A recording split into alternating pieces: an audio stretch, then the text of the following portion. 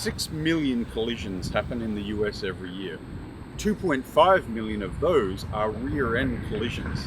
That means over 40% of all collisions are when somebody is running into somebody else's rear end.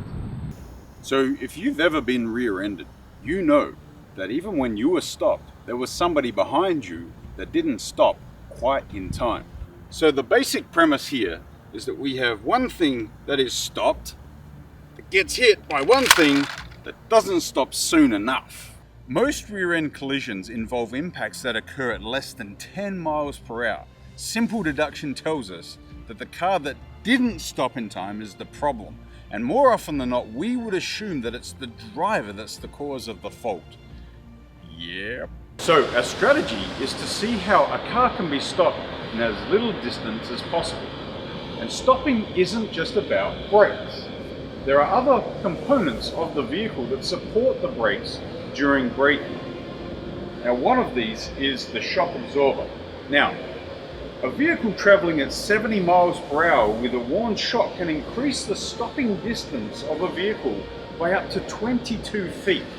Worn shocks negatively affect the stopping distance of a vehicle because it does not hold the vehicle weight at the optimal point when braking occurs. Instead, the vehicle weight is distributed into a downward direction as the nose of the vehicle dips, creating additional force on the brakes and causing them to take longer to stop. So, worn shocks can contribute to a rear-end collision and a sore neck and a sore head, but can also affect other parts as well, like tires for instance, which of course contribute as well to braking ability of the vehicle.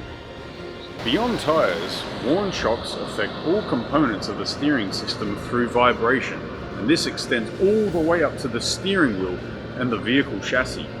It's insane, even at low speeds, how much vibration you're getting fighting to control the wheel.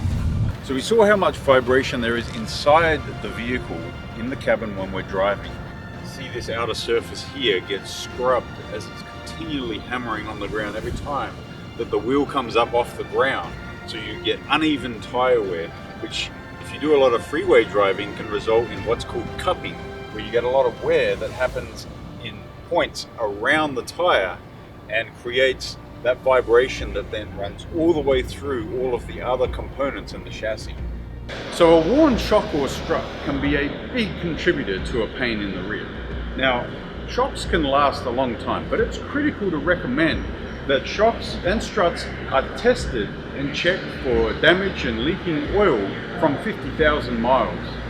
Some tests do require a professional, but doing a simple oil leak check, along with noticing how the nose of the vehicle dips when braking, will give you a good indication that you should have the shocks inspected by a professional.